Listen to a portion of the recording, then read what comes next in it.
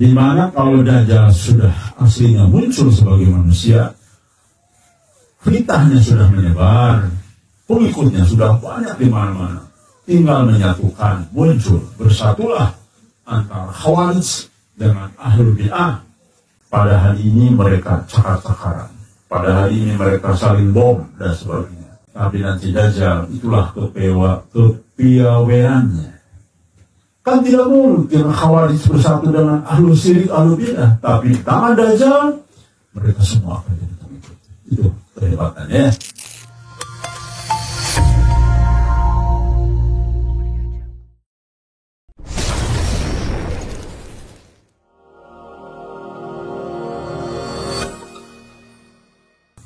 Saya akan menyampaikan sesuatu yang sifatnya out of box.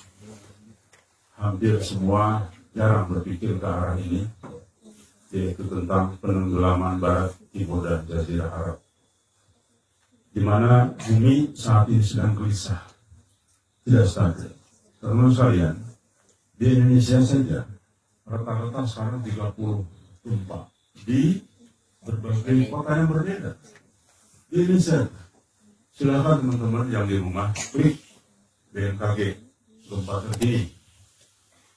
Ya, kemarin belasan di berbagai daerah. Saking seringnya media bosan memberitakan, kecuali yang gempanya berdampak. Itulah saat ini bumi sedang gelisah. Kenapa gelisah? Mari kita lihat ya. Saya mencoba membuka malam kajian-kajian tentang ini. Hampir semuanya tidak ada yang mengkaji dari sudut pandang ini. Mereka teks saja. Kita lihat di dalam Al-Quran ada istilah masalah gempa ya. Yang pertama zalzalah. Ini guncangan besar. Zalzalah itu guncangan besar. Apabila bumi diguncangkan dengan guncangan yang dahsyat, ini ada dalam Quran surat Zalzalah ayat 1 ya. Al-Zalzalah. Baik, yang kedua artinya apa? Rajfah, yaitu guncangan tiba-tiba.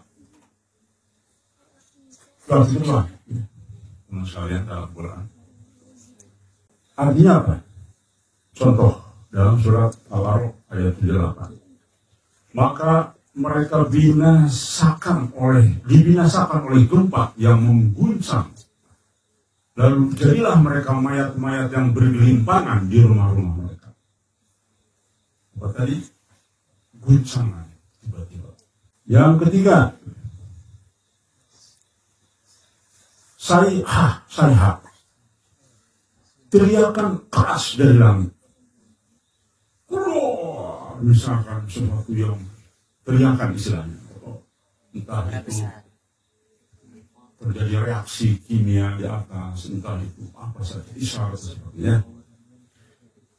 Lalu mereka dibinasakan oleh suara yang keras yang mengguntur sehingga mereka mati bergelimpangan di rumah-rumah mereka. Misalkan apa? Kalau kita kena petir. Terus kalian di YouTube ada hampir satu kampung. Wah, yang nggak satu kampung berbarengan itu. Di YouTube. Jadi ada orang yang syuting, wah sedang ada petir. Tiba-tiba lagi syuting, wah itu berlimpah hampir belasan orang. Nah, kayak begini persisnya. Ini dalam surat Quran Hud ayat 67.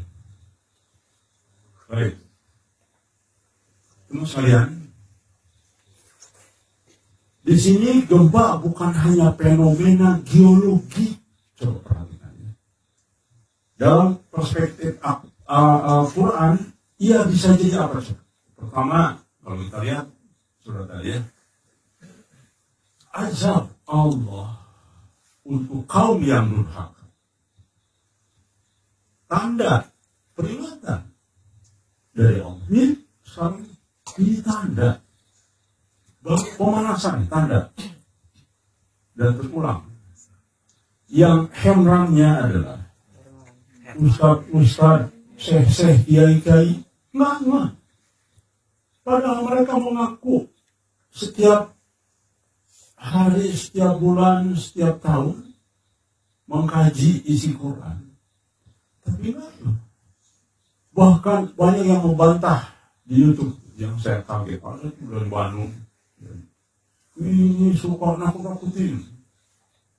Dunia ini masih belum apa-apa. Ini masih adem-ayem. Wah, begitu.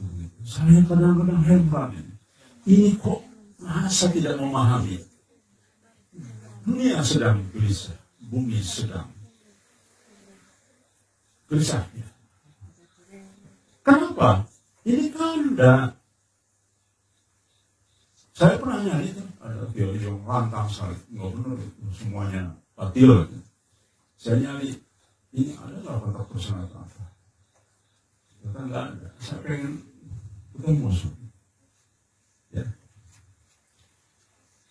Lalu, rahmat bagi siapa? Bagi orang yang beriman. Perhatian kalian, dulu waktu di Aceh, ramai itu, dalil pada keluar. Tidak apa-apa, tenggelam, nih syahid yang mati tenggelam. Saya mikir, waktu itu kan saya belum begitu mendalam di saat ini. Ini saya tahu persis banyak maksiat kan di pantai-pantai. Oh, orang lagi berzina, kena tsunami, itu syahid ya. Loh iya kan? Kalau teks tahu gitu, ada tahu kan? Mati tenggelam, syahid. Oh, ya benar nih. Lagi pelukan di udara orang lain. Syahid. Waduh, kalau gitu kita rame-rame di sana. Kalau mati syahidnya tidak begitu, bro. Bagi orang yang beriman, bahasa tafsir ulama yang mendalam. Baik, terang saya. Yang berikutnya, hadis tentang gempa dan akhir zaman. Nabi menyebut gempa sebagai salah satu tanda akhir zaman. Tanda kiamat. Tanda bukan mau kiamat. Tidak akan terjadi kiamat sehingga banyak terjadi gempa-gempa. Terang sekalian, kita harus wawasan agak lebih luas ketika kita mau bertemu. Kenapa? Nabi Muhammad, Nabi akhir zaman. Tapi baru sampai hari ini 14 abad yang lalu masih juga belum akhir zaman kapan?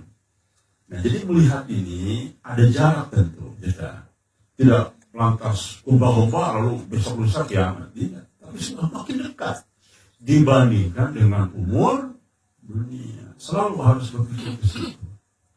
Tetapi ini dekat sekali.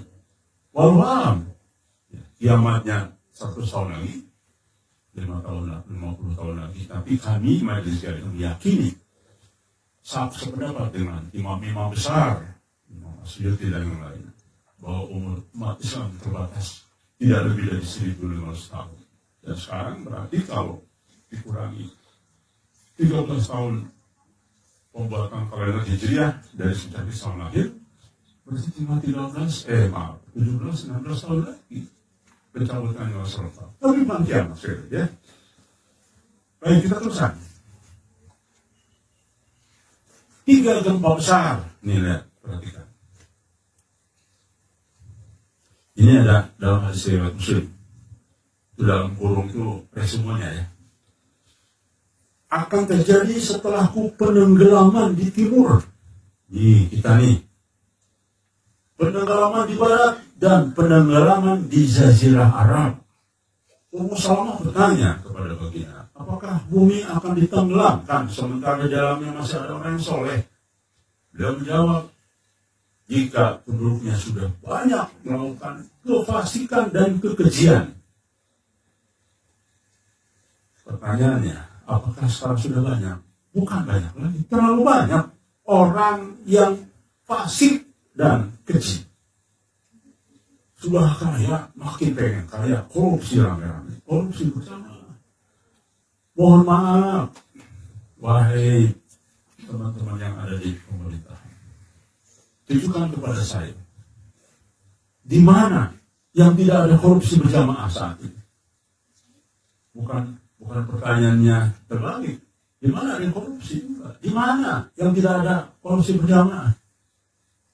Kita sama-sama tahulah, setiap proyek pasti sekian persen untuk ini, untuk itu.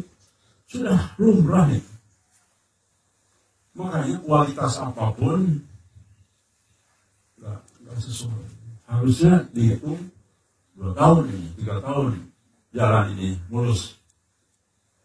Tapi ya setahun sudah pada copok, pada apa segala macam. Memang dipercepat untuk usahakannya biar ada proyek lagi. Kalau proyeknya 5 tahun sekali kan kantongnya kering semua. Ya, itu dia. Begitu. Di mana sekarang ini yang tidak ada keji? Ya. Apa umar aurat bukan keji? Bagi kita, gara-gara Anda saya masuk neraka gitu. Kira-kira, paham ya? Gara-gara godaan Anda, saya ikut masuk neraka, itu keji juga. Keji itu banyak sekali. Ya, demikian juga fasik. Baik, jelas ya. Jadi akan ada penenggelaman di 3 sisi. Bukan hanya hadis yang lain, barat dan timur. Tapi jangan lupa ada hadis yang lain. Barat, timur, dan jazirah Arab. Mari kita. Interpretasi ulama, ini ulama kasab kaitan dengan guncangan peradaban. Jadi rekan sekalian, misalkan Dr. Yusuf bin Abdullah bin Yusuf Al-Wabil dalam kitab Al-Salatus Sa'ah, di mana beliau mengatakan ini artinya kasab, bukan literal.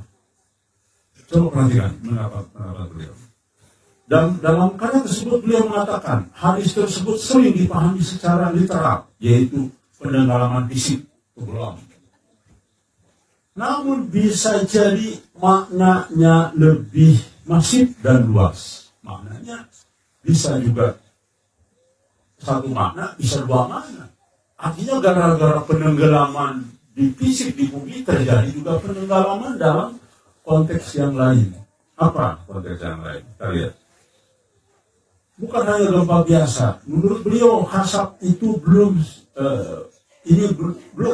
secara terang terjadi saat ini, tapi bisa jadi berupa peristiwa besar yang mewakili keruntuhan dan pergeseran global.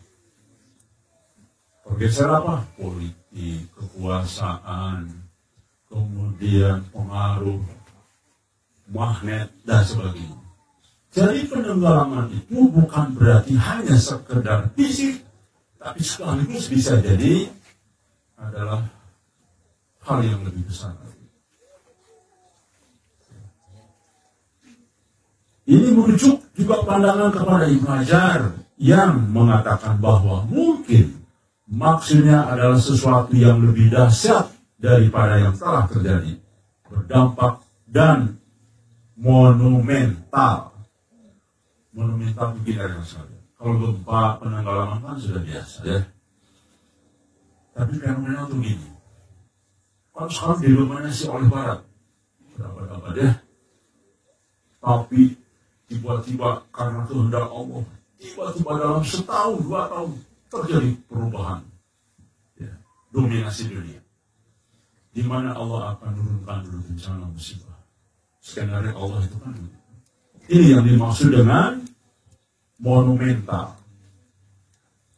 Yang secara logis dia masukkan contoh. Mungkin tidak dalam hitungan matematis manusia Pakistan akan berjaya dalam waktu 3-4 tahun lagi. Mustahil. Nggak ada yang masukkan. Gila orang berpendapat itu. Pasti orang gila berpendapat itu. Rekan sekalian, mau tahu nih contoh.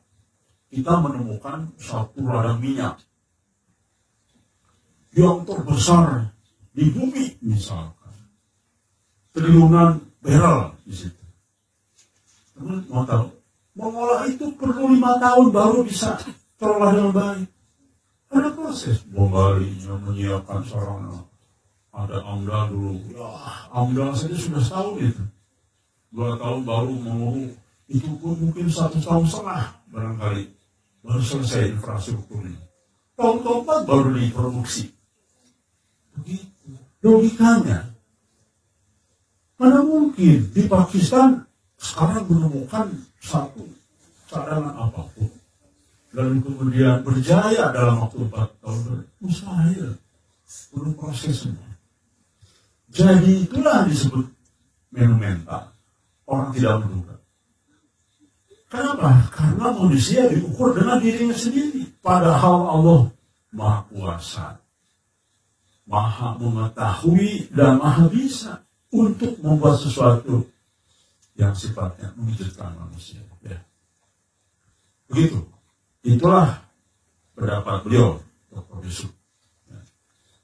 Jadi jangan hanya diartikan literal, tapi juga pengertian yang lebih luas.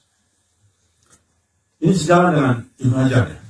Imam Ibnu Hajar di dalam Fath Bari mengomentari berita ini. Beliau mencatat, setelah ditemukannya penenggelaman di berbagai tempat, tetapi mungkin yang dimaksud dengan 3 penenggelaman ini adalah sesuatu yang lebih dahsyat. Seperti ukurannya lebih besar dan menjangkau wilayah lebih luas. Kalau menjangkau lebih luas, tadi penenggelaman Jazirah Arab. Berarti kalau penenggelaman fisik lebih luas, berarti Jazirah Arab, Asia Tengah, Asia Tengah, habis dong penduduk. Berarti yang dimaksud ini adalah perubahan geopolitik, penenggelaman kekuasaan, dajjal dan sistemnya. Bisa juga. Ya. Oke. Kalimat ini menunjukkan bahwa pemahaman penenggelaman itu simbolis dan metaforis, bukan sekedar gempa lokal biasa. Bisa? Tafsir geopolitik. Nah ini dia. Ini bisa dikaitkan dengan kemunculan Panji dari timur dan pergeseran global. Beberapa penafsir kontemporer seperti Syekh Imran Hussein, kalau teman-teman lihat, Syekh Imran Hussein itu penafsirannya begini. Makanya Syekh Imran Hussein termasuk ulama out of the box kalau menurut saya. Jadi dia pemahaman Dajjal pun tidak sempit hanya sesosok terakhir, tapi Dajjal sudah dalam sistem yang dikuasai perpindahan dari situ ke sini, benua lain sebagainya. Banyak sekali pendapat yang kalau orang hanya textbook saja, maka orang tidak akan pernah mau mengerti apa yang disampaikan Syekh Imran Hussein. Dan sebetulnya kita jujur-jujur saja, Syekh Imran Hussein itu harus sampai sejalan dengan kita sebetulnya. Harus sejalan dengan pernyataan. Hanya tinggal sebentar lagi. Beliau percaya saja. Bukan suratnya Muhammad Rasul dan umat Islam lain, insya Allah. Oke, baik. Beliau mengatakan bahwa Kasab Timur dikaitkan dengan tsunami besar Asia Tenggara yang menjadi wujud guncangan peradaban. Kemudian Kasab di Barat kemungkinan akan terjadi di wilayah Atlantik Amerika dan sekitarnya sebagai simbol pergeseran dominasi. Beliau mengatakan itu ya. Kasab di Jazirah Arab terkait dengan perubahan politik peradaban di tanah Arab, khususnya momen transisi menuju kemunculan Imam Mahdi. Dan contoh yang mengundang azab siapa? Ya raja sekarang dengan membangun menjadi tempat-tempat maksiat di mana-mana. Hanya karena takut ekonominya tidak jalan. Karena niatnya habis, mereka bingung apa yang bisa menolong dalam waktu cepat ekonominya supaya bangkit terus bertahan. Udah, kemaksiatan kalinya. Karena paling gampang, makanya dibangunlah tempat-tempat yang dulu dilarang oleh Nabi Muhammad SAW menjadi tempat yang luar biasa. Saya mengambil ratusan foto tempat-tempat di sana, Masya Allah, lebih dahsyat dan tinggi. Dubai lebih dari dahsyat. Dan semua maksiat, bahkan banyak patung-patung mengambil patung-patung dewa-dewa zaman dulu itu. Bayangkan. Itulah yang mengundang ajab Allah. Mempercepat munculnya Imam Mahdi di Baiat. Saya melihat ini sebagai simbol perubahan revolusioner dalam panggung dunia, bukan hanya bencana alam. Sebab kan? Berarti ini ulama-ulama yang tidak textbooks, yang berpandangan jauh ke depan. Dan saya salah satunya yang percaya ini. Dan dari mana saya mulai percaya bahwa itu tidak hanya textbook? Ini rasanya. Sumbernya dari mimpi Mubasyirah. Jadi gabungan. Saya melihat kok banyak takwil dari bencana yang dilihat orang seorang pemimpi. Ternyata tidak semuanya hasil tafsirnya adalah gempa sesungguhnya. Tapi isyarat moral masyarakat hancur. Yang dalam bahasa mimpi Muhammad Qasim, kegelapan, jangan kegelapan. Itu musibah. Tsunami tidak lantas seluruhnya mimpi tsunami itu tsunami beneran. Takwil mimpi itu tergantung teks awal, teman saya. Jadi jangan dihitung literal, sama. Contoh, mimpi, saya mimpi Mas Fatur meninggal. Jangan diaminkan ya. Nah, itu artinya panjang umur. Tapi ternyata ada hasil takwilnya itu betul-betul pendek umur, tergantung dari kalimat sebelumnya. Jadi banyak tafsir juga. Jadi suatu kalimat bisa artinya berbeda-beda tergantung rangkaian mimpi-mimpi dalam kalimat. Ya. Begitu. Baik, kita akan dalami lagi. Tadi di atas jelas hadisnya akan ada 3 gempa bumi besar sebelum kiamat. 1 di timur, 1 di barat, dan 1 di Jazirah Arab. Oke. Rekan sekalian, jadi ketika sekarang gempa merata di berbagai belahan bumi, ingat saya tadi mengatakan, kita lebih percaya kepada kombinasi keduanya. Bisa jadi betul secara fisik ya, gempa beneran. Tapi gempa ini mengakibatkan sekaligus perubahan geopolitik, gempa politik, gempa sosial, dan gempa dominasi. Jadi saya ketika memadukan dengan mimpi, Masya Allah, ternyata kita adalah lebih maju lagi, lebih out of the box. Kenapa? Ternyata gempa-gempa ini juga tidak hanya fisik, akan juga terjadi. Buktinya gempa-gempa banyak di mana-mana, tapi juga gempa politik, gempa perubahan pengaruh, gempa dominasi, dan gempa semua sisi. Ya. Karena sekalian tidak akan pernah menduga. Contoh, ramalan Jayabaya itu selalu dinafikan sama orang politik. Nggak mungkin. Digambarkan satu Rupiah itu orang biasa. Tiba-tiba menarik jadi pemimpin pemerintah. Nggak mungkin. Ada DPR, ada partai politik. Ya kan? Loh, bagaimana mungkin? Makanya selalu diabaikan. Nggak percaya. Lupa bahwa Allah punya cara. Maka dari itulah kita sedang menyusun roadmap. Bagaimana usulan kita terhadap pemerintah, terhadap pemangku kepentingan, take over,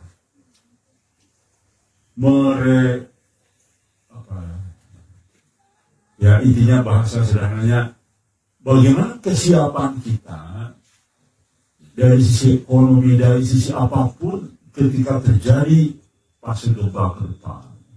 Dampak gempa, apalagi yang terus-menerus, maka konsekuensinya kelaparan di mana-mana. Nah itu. Jadi jadi sangat masuk akal bahwa bisa terjadi tidak hanya gempa fisik, tapi juga sekaligus rentetannya, dampak dominonya adalah gempa sosial dan politik. Di mana jelas dari kalimat di atas bahwa Nabi mengisyaratkan bumi menjelang kiamat akan gelisah dan tidak stabil. Yaitu apa, Tom? Baik. Dalam tafsir para ulama, Imam Al-Qurtubi dalam tafsir Al-Jami li Ahkam Al-Quran, gempa bumi adalah tazkirah atau peringatan agar manusia kembali kepada Allah. Berhentilah berbuat maksiat. Begitu. Berhentilah ayo umat Islam, umat non-muslim, siapapun Anda. Berhentilah maksiat. Tandanya Allah sudah memberikan sebagai permulaan ratusan gempa, ribuan gempa bahkan dalam 1 bulan. Ibnu Hajar menyatakan dalam Fathul Bari menafsirkan hadis Bukhari tentang gempa sebagai bentuk teguran umum bagi manusia, bukan hanya ajab kaum tertentu saja. Jelas ya? Imam Al-Ghazali dalam Ihya Ulumuddin menyebut bahwa perubahan alam, gempa, badai, wabah, longsor, tsunami sering menjadi jawaban kosmik atau maksiat kolektif manusia. Makanya kasihan orang beriman dari sisi pandangan manusia yang nggak punya dosa ke bawah-bawah. Allah gulung dalam tsunami. Kan banyak orang yang soleh, tapi kegulung. Tapi tadi bagi orang beriman itu sama dengan mati syahid, tenggelam. Bagi orang maksiat bukan mati syahid, mati syahid. Baik, jelas. Jadi jangan coba-coba menafsirkan hadis tadi dengan general. Alhamdulillah, tidak apa-apa, tenggelam, syahid, mati syahid. Itu lucu. Pandangan out of the box. Apa yang sedang terjadi saat ini? Dari banyak gempa-gempa yang terjadi, ya. Kalau kita hubungkan dengan konteks kali ini, bumi sedang gelisah. Gempa berulang di hampir semua benua, menandakan bumi sedang mengeluh terhadap kezaliman manusia. Eksploitasi, perang, kerusakan moral, dan kerusakan lingkungan. Orang yakin moral masih ada. Kalau kita lihat, seharusnya kita lihat dari teks Quran dan hadis, Masya Allah, sudah jauh melenceng kemana-mana moralnya. Hatta ulama yang disebut ulama, moralnya mohon maaf, moralnya mencari duit rata-rata. Coba sih disuruh diundang kajian atau ngisi seminar, kiai ustaz ngisi seminar ya di sini di Jakarta, rumahnya di Depok nih. Tapi mohon maaf nih, tidak ada amplopnya. Mohon keikhlasannya. Kemungkinan besar kiai akan mengatakan, kapan itu? Agustus, wah penuh jadwal saya. Kemungkinan begitu. Mohon maaf kalau misalnya, saya jujur aja nih. Kemarin kita undang, ya ada beberapa pembicara. Ini mohon maaf, ada uang sakunya tidak? Wallahi, teman kalian. Jadi memang begitu. Tidak semua memang, tapi ada yang bicara seperti itu. Ini bukan beliau langsung, tapi asistennya ya. Begitulah. Mereka sekalian, Jadi kerusakan moral itu bukan hanya masyarakat awam, tapi kaum terpelajar hanya mengandalkan duniawi, melupakan akhirat, mengejar dunia. Demikian juga dengan yang disebut dengan para ulama. Padahal mereka bukan ulama sebenarnya, karena ulama sudah tidak ada sekarang. Yang adalah penceramah. Seperti tubuh yang demam karena ada penyakit, bumi pun bergetar ketika maksiat manusia sudah melampaui batas. Ya, jadi bahkan ada dalam sebuah hadis, gunung-gunung tidak sanggup untuk menjadi manusia sudah tidak sanggup, gunung tidak sanggup memegang amanah. Saya lupa itu hadis konteksnya kemana. Ya. Ya. Kita teruskan. Ini bagian dari percepatan akhir zaman. Banyak gempa bumi bukan sekedar statistik geologi. Ingat ini. Bukan hanya statistik geologi, tapi indikator spiritual bahwa kita semakin dekat ke episode besar. Fitnah Dajjal, munculnya Al-Mahdi dan lain-lain. Termasuk bukan hanya fitnah, tapi Dajjal sesungguhnya juga akan muncul.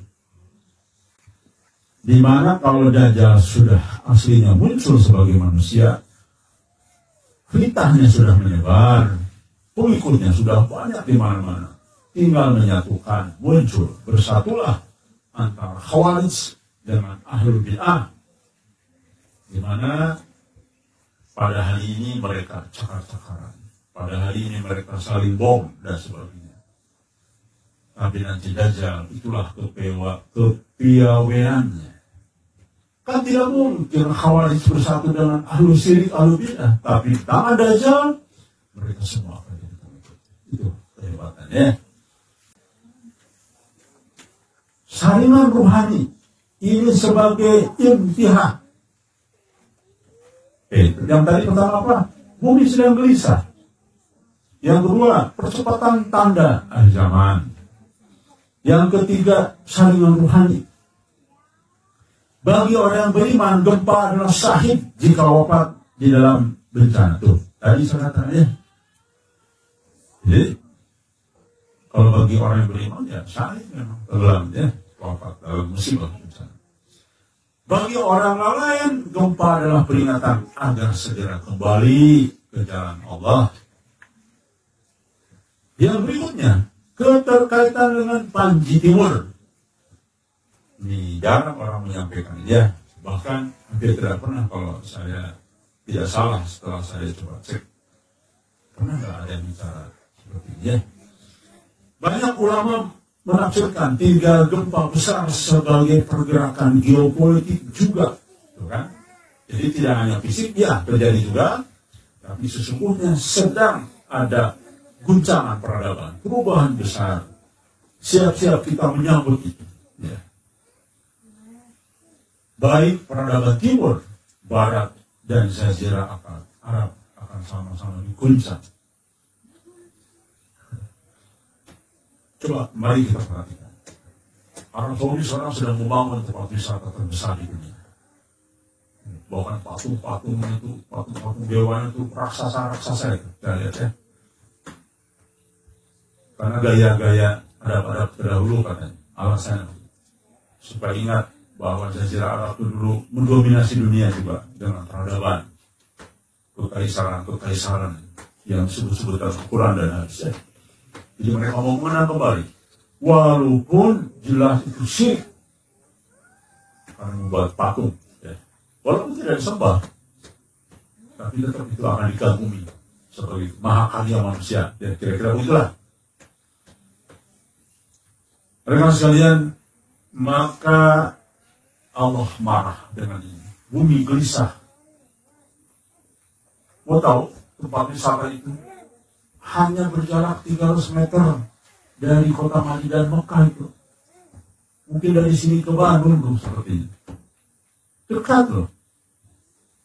Masih mending gitu. Kalau di Papua, jauh jauh, ya. Atau di ujungnya banget.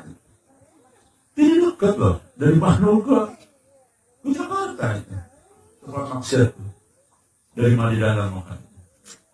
Dekat sekali. Maka bumi bisa. Kesimpulannya, fenomena banyak domba hari ini bukan sekedar gejala alam, tapi suara bumi yang mengatakan dunia sedang dalam fase peringatan keras. Manusia sudah melampaui batas dalam dosa dan eksploitasi. Eksploitasi tidak hanya sekedar alam, eksploitasi tubuh, eksploitasi kecantikan, eksploitasi hawa nafsu. Ikuti terus. Eksploitasi segalanya. Eksploitasi jangan dikira hanya sekedar alam, tapi juga kecantikan itu untuk suami, ya, tapi dieksploitasi menjadi tontonan sejalan dengan kehendak iblis. Ya. Jelas. Berikutnya ini peringatan keras bahwa akhir zaman semakin dekat dengan tanda-tandanya. Tapi bagi Timur Tengah tidak, sebaliknya. Mereka gelap. Kenapa? Itulah takdirnya. Ternyata betul teman sekalian. Hadis-hadis tentang Al-Mahdi, hadis-hadis tentang akhir zaman itu ditenggelamkan di sana. Saya banyak mendengar cerita dari teman-teman, kan? Di Timur Tengah itu jarang loh kajian-kajian akhir zaman Al-Mahdi buat jarang. Ya pastilah, karena mereka nggak mau terganggu. Mereka ini kan turun-temurun, warisan-warisan kekuasaan itu. Bukan yang terbaik yang memerintah, tapi ya anak cucunya terus sampai ke bawah. Serakah. Itu namanya manusia serakah. Padahal Nabi sudah mencontohkan, Allah justru mencontohkan mengalihkan kekuasaan itu kepada yang layak, bukan kepada keluarganya. Ini sesuatu dari sahabat Nabi. Tetap aja. Mirip-mirip kerajaan-kerajaan orang-orang kafir. Kan kerajaan kafir begitu. Anak ke anak terus ke cucu, walaupun gila dibanding jadi raja. Ada loh raja gila. Cuman lewat hidupnya tuh pesta seks saja, urusan wanita saja. Ada sejarah raja-raja, udah akhirnya bangkrut. Jadi begitu, ya tetap raja. Dan zaman dulu teman-teman sekalian, raja itu adalah titisan dewa. Kepercayaan makin gimana? Gimana raja tidak nurut terus orang dia dewa? Begitulah kira-kira ya. Mirip saja sebenarnya dengan sekarang, hampir sama. Ya, didewakan. Oke, gempa jadi kesimpulannya. Baik dunia dalam fase peringatan keras, manusia sedang mulai batas, akhir zaman sudah dekat, maka inilah ada sinyal dari bumi merupakan getaran rohani yang sedang menyiapkan panggung besar akhir zaman. Jadi merupakan getaran rohani bumi yang sedang menyiapkan panggung akhir zaman. Lihat kita lihat skenario Allah. Semua terwujud dengan berbagai perubahan-perubahan yang terjadi. Ya. Maka kita harus siap punya mental kuat untuk bersabar. Sebentar lagi akan musibah terjadi. Bersabar dalam kesulitan. Bersabar ketika kita meraih ridha Allah. Rugi orang yang sudah dalam track yang benar, tiba-tiba ingin pindah lagi menjadi penduduk dunia. Sangat amat rugi. Tapi walaupun dia tahu rugi, tapi kalau sudah dikuasai titah dalam dirinya, susah menahan untuk keluar dan kembali kepada penduduk dunia yang penuh dengan tantangan. Ya. Ini adalah alam kosmik yang memanggil manusia, kembalilah kepada Allah, wahai manusia, atau ditenggelamkan bersama-sama. Itu artinya peringatan dari Allah. Allah itu kurang maha baik dengan kita, ya. Semua dikasih tanda. Rekan sekalian, maka tidak ada lagi. Mari kita bersabar, bertahan, berdoa terus, berusaha semampu kita. Marilah dalam jamaah, karena itu tujuan. Sudah disampaikan hadis berkali-kali, ada dalam barisan jamaah, ya. Karena itu penting sekali untuk sama-sama saling menguatkan. Kalau di luar jamaah sama dengan luar barisan, lemah, tergantung situasi, diombang-ambing. Kalau kita ini enggak kuat, kenapa? Saling menguatkan, saling mengingatkan, saling mengingatkan. Itu adalah proses pengobatan, sehingga kita menjadi satu kesatuan yang utuh, yang kuat untuk menerjang badai ke depan dan siap menyambut kemenangan. Ya, demikian, semoga terus berlayar walaupun ombak menerjang.